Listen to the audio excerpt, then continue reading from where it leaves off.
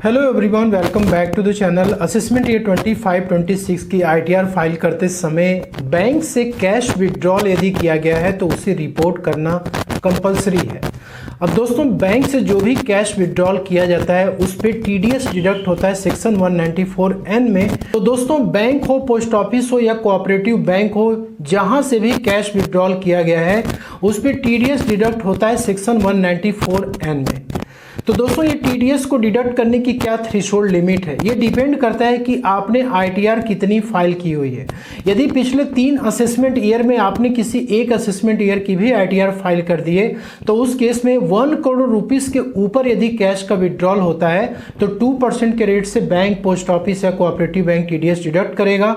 और दोस्तों, ये जो एप्लीकेबल होता है इंडिविजुअल के ऊपर, फर्म के ऊपर या कंपनी के ऊपर, मतलब इसमें कोई भी एसएससी यदि कैश विड्रॉल करता है तो टीडीएस डिडक्ट होगा। और दोस्तों, यहाँ पे ये कि यदि आपने पिछले 3 असेसमेंट ईयर में किसी भी समय आपने आईटीआर नहीं फाइल की हुई है तो उस केस में 20 लाख रुपीस के ऊपर जैसे ही क्रॉस करेगा ये कैश विड्रॉल, 2% के रेट से टीडीएस डिडक्ट होगा। लेकिन ये 1 करोड़ रुपीस तक ये जाएगा, मतलब कि 20 लाख के ऊपर और 1 करोड़ तक के जो भी कैश विड्रॉल होते हैं उस पर 2% रेट से टीडीएस सेक्शन 194N में डिडक्ट होता है। तो दोस्तों, यहाँ पे सेकेंड सिनेरियो आईटीआर न फाइल करने का कि पिछले 3 असेसमेंट ईयर में आपने आईटीआर को फाइल नहीं की और आपका कैश विड्रॉल एक फाइनेंशियल ईयर में 1 करोड़ रुपीस के ऊपर क्रॉस कर जाता है। तो उस केस में दोस्तों 20 लाख से लेकर के 1 करोड़ रुपीस तक तो 2% की रेट से टीडीएस डिडक्ट होगा। और दोस्तों, 1 करोड़ रुपीस के ऊपर जो अमाउंट जाएगा उस पर 5% के रेट से टीडीएस डिडक्ट होगा। अब यहाँ पे इंपॉर्टेंट ये है कि ये जो कैश विड्रॉल है इसमें क्या क्या मोड्स कंसीडर किए जाते हैं सेक्शन 194N के लिए। तो दोस्तों, यहाँ पे ये है कि आपने बैंक के किसी ब्रांच में जाकर के आपने कैश विड्रॉ कर लिया।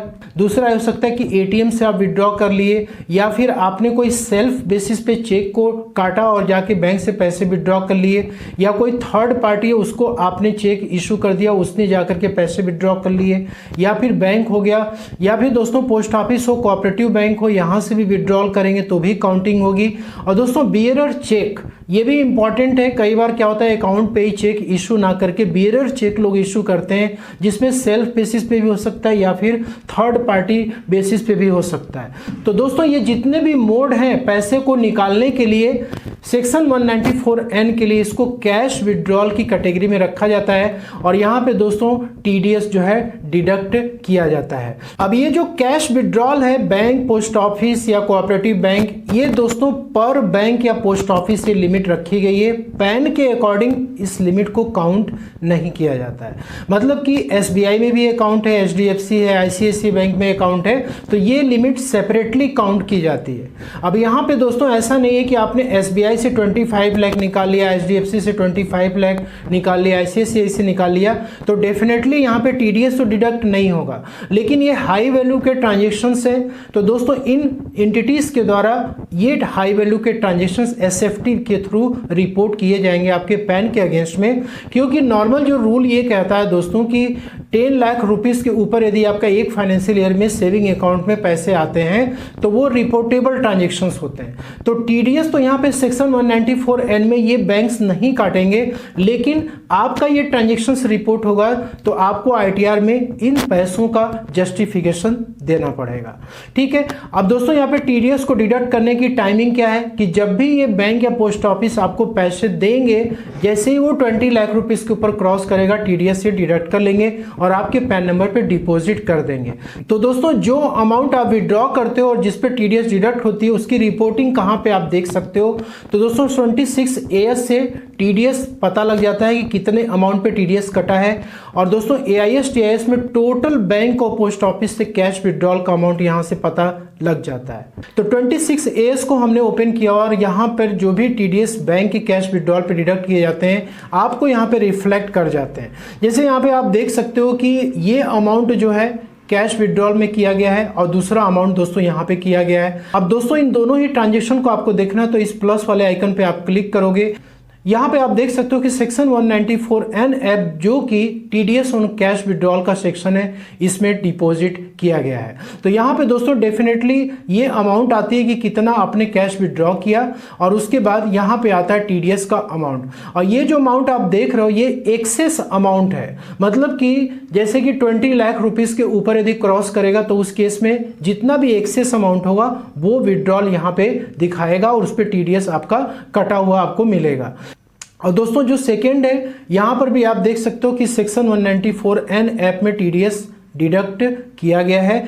अब यहाँ पे दोस्तों क्या है कि ये दोनों ही बैंक क्या है, अलग अलग हैं। तो मैंने आपको क्या बताया कि बैंक यदि अलग अलग है तो जो लिमिट है, थ्रेशोल्ड लिमिट है 20 लाख रुपीस के ऊपर की या 1 करोड़ की, ये अलग अलग बैंक के ऊपर एप्लीकेबल होती है। इसके बाद जब आप एआईएस को चेक करते हो तो ये ट्रांजेक्शन्स आपके एआईएस में रिफ्लेक्ट करती है कैश विड्रॉल के नेम से, और यहाँ पे दोस्तों टोटल अमाउंट जो है कैश विड्रॉल का आपको दिखता है। दोस्तों आपने देखा कि 26AS में एआईएस टीआईएस में कैश विड्रॉल का अमाउंट और टीडीएस कितना कटा, कितना डिपॉजिट हुआ, ये आपने चेक कर लिया। अब यहाँ पे इंपॉर्टेंट क्वेश्चन ये है कि जो अमाउंट यहाँ पे कैश विड्रॉल का दिख रहा है क्या वो इनकम है, क्या उस पर हमें टैक्स पे करना होगा? Answer is no. मैं यहाँ पे नो क्यों बोल रहा हूँ दोस्तों, ये इनकम इसलिए नहीं है क्योंकि आपने कैश को विड्रॉ किया हुआ है, और कैश विड्रॉल जो होती है वो इनकम आपकी नहीं होती है। तो बेसिकली ये आपका इनकम कब माना जाएगा दोस्तों? जब ये अमाउंट अनएक्सप्लेन्ड होगा। मीन्स यहाँ पे ये हो गया कि ये जो भी आपके बैंक अकाउंट में पैसे आए हुए थे जिसको कि आपने विड्रॉ किया था, वो पैसे आपके पास कहाँ से आए, उसके सोर्स आपको अपनी आईटीआर में बतानी पड़ती है। ठीक है, तो नॉर्मली जैसे कि सैलरी की इनकम होगी, रेंटल इनकम होगी, बिजनेस प्रोफेशन की इनकम होगी, या कैपिटल गेन की इनकम होगी, अदर सोर्सेज की इनकम होगी। तो आप अपनी आईटीआर में यदि भी इन सोर्सेज से इनकम को आप दिखाते हैं तो ये जो कैश विड्रॉल है वो जस्टिफाइड हो जाता है कि हाँ ठीक है, आपका इन सोर्सेज से इनकम है, बैंक अकाउंट में आया होगा, आपने उसको विड्रॉ किया होगा और इस पर टीडीएस आपका कटा हुआ है। लेकिन दोस्तों यदि ये अमाउंट बहुत ही ह्यूज हो जाता है तो उस केस में इनकम टैक्स डिपार्टमेंट के नज़र में ये केसेस ओपन हो सकते हैं कि इतना हैवी अमाउंट कहाँ से आ रहा है। अब नॉर्मली जो बिजनेस और प्रोफेशनल्स हैं वो हैवी अमाउंट में क्या करते हैं, ट्रांजेक्शन्स करते हैं। तो यदि आईटीआर में बिजनेस और प्रोफेशन की इनकम हैवी अमाउंट दिखाई जा रही है तो वहाँ पे जस्टिफाइड हो जाती है। ठीक है, अब यहाँ पे दोस्तों ये जो भी सोर्सेस ऑफ इनकम है इसका एक एक्सेप्शन भी है, वो है बैंक लोन। नॉर्मली क्या होता है कि बैंक से हम लोन लेते हैं और वो लोन क्या होता है कि हमारे सेविंग अकाउंट में ट्रांसफ़र हो जाता है और हम क्या कर रहे हैं, कैश विड्रॉ कर रहे हैं, उसको अपना यूज़ कर रहे हैं अपने पर्पस के लिए।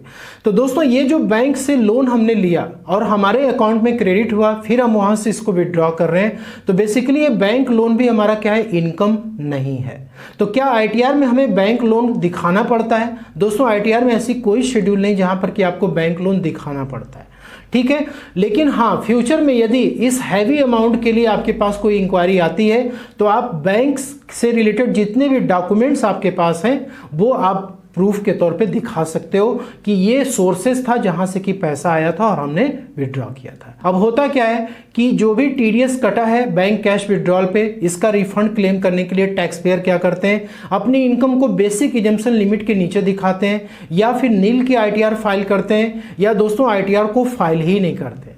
तो ऐसे केस में क्या हो सकता है, इंक्वायरी आ सकती है कि आपके पास इतना हैवी अमाउंट बैंक में आ रहा है और आप कैश विड्रॉ भी कर रहे हो, टीडीएस भी आपका कट रहा है, लेकिन आप आईटीआर को फाइल नहीं कर रहे हो, या आप फाइल कर रहे हो तो आप बेसिक एग्जम्पशन लिमिट के नीचे इनकम दिखा रहे हो या बहुत ही कम इनकम दिखा रहे हो, तो वहाँ पे प्रॉब्लम क्रिएट हो जाती है। ठीक है, तो दोस्तों यहाँ पे जब हम 26AS या AS में कैश विड्रॉल को इनकम नहीं मान रहे तो फिर ये है क्या? तो दोस्तों ये है कैश विड्रॉल का टीडीएस। नॉर्मली जो बैंक से आपने पैसे निकाले वो विड्रॉल का अमाउंट रिपोर्ट हो रहा है और साथ में टीडीएस रिपोर्ट हो रहा है। तो इसको आईटीआर में हमें किस तरीके से रिपोर्टिंग करनी है? अब दोस्तों यहाँ पे बात करते हैं, काफी सारी क्वेरीज भी आती रहती है आप लोग की कि सेक्शन 194N किसके ऊपर एप्लीकेबल नहीं है। तो देखिए यदि कोई गवर्नमेंट बॉडीज है, ठीक है, स्पेशली जो भी सरकारी विभाग हैं, दफ्तर हैं, उनका ह्यूज कैश जो है लेन देन होता रहता है तो उस पर ये टीडीएस एप्लीकेबल नहीं है। बैंक या पोस्ट ऑफिस में जो इंटर ब्रांच ट्रांजेक्शन्स होते रहते हैं, इंट्रा ब्रांच ट्रांजेक्शन्स होते रहते हैं, वो भी इसमें एप्लीकेबल नहीं है। बिजनेस करिस्पॉन्डेंट्स इंपॉर्टेंट है जिसमें कि आधार के थ्रू जो लोग पैसा बांटते हैं या फिर जो कॉमन सर्विस सेंटर चलाते हैं VLE हैं, यदि वो बैंक के बिजनेस कॉरिस्पॉन्डेंट की तरह काम कर रहे हैं, रजिस्टर्ड है दोस्तों, तो ऐसे केस में इनकी जो ट्रांजेक्शन होगी उस पर सेक्शन 194N के थ्रू TDS डिडक्ट नहीं होगा। लेकिन यदि ये पर्सनल पर्पस के लिए पैसे को विड्रॉ कर रहे हैं, बिजनेस कॉरिस्पॉन्डेंट नहीं है, और दोस्तों उस केस में TDS डिडक्ट होगा। वाइट लेवल ATM ऑपरेटर्स के ऊपर एप्लीकेबल नहीं है। कोई AMPS कमीशन एजेंट हो गया, ट्रेडर हो गया, RBI ऑथोराइज्ड मनी चेंजर्स हो गया और अदर नोटिफाइड पर्संस जो कि गवर्नमेंट के द्वारा है, तो इनके ऊपर सेक्शन 194N एप्लीकेबल नहीं होता है, कोई भी TDS डिडक्ट नहीं होता है। अब दोस्तों इनकम टैक्स रिटर्न फाइल करते समय जो कैश विड्रॉल का अमाउंट है उसको आप कहां पे दिखाओगे और जो TDS आपका कटा है उसका क्लेम आपको कैसे मिलेगा। दोस्तों इसके लिए इंपॉर्टेंट ये होता है कि आप कौन से ITR फॉर्म में इसका आप डिस्क्लोजर दे सकते हो, इसके शेड्यूल्स को आप अपडेट कर सकते हो। नॉर्मली ITR 2, ITR 3 और ITR 4 में आप इसको अपडेट कर सकते हो।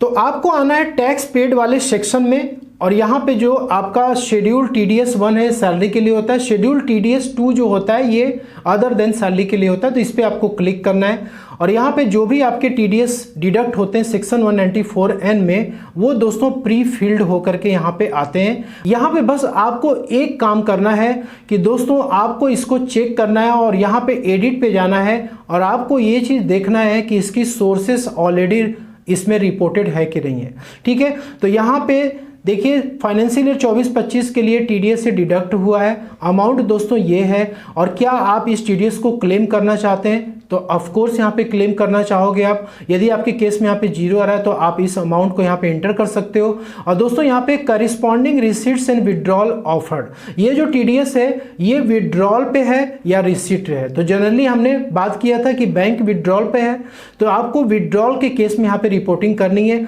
तो दोस्तों यहाँ पर अमाउंट आपको इंटर करना है, तो 26 ईयर्स से आपको पता लग जाएगा किस अमाउंट पे TDS कटा था। और यहाँ पे दोस्तों आपको हेड ऑफ इनकम बताना पड़ता है। तो जनरली कोई भी अमाउंट यदि एंटर करते हो तो यहाँ पर आपको काफी सारे हेड मिलते हैं, business profession, income from house property, income from other source से एग्जेम्प्ट इनकम। और दोस्तों यहाँ पे सबसे लास्ट में होता है not applicable only in case TDS is deducted under section 194N। तो आपको ये वाला ऑप्शन सेलेक्ट करना है। तो ये जो भी आपकी रिसीट होगी और जो ये TDS होगा दोस्तों उसको इनकम की तरह काउंट नहीं किया जाएगा। तो यदि आपके केस में ये नॉट एप्लीकेबल सेलेक्टेड नहीं है तो आपको यहाँ से सिंपली इसको सेलेक्ट कर लेना है और उसके बाद आपको सेव पे क्लिक कर देना। जैसे ही आप अपडेट करोगे अब दोस्तों क्या होगा कि इस पे जो भी TDS आपका कटा है वो TDS आपका क्या होगा, रिफंड के तौर पे इशू कर दिया जाएगा। तो इस तरीके से आप TDS ऑन कैश विड्रॉल की रिपोर्टिंग कर सकते हैं। आशा करता हूं कि आपको वीडियो पसंद आई होगी, अच्छी लगे लाइक शेयर जरूर करिए। मिलते हैं next video. Thank you so much for watching.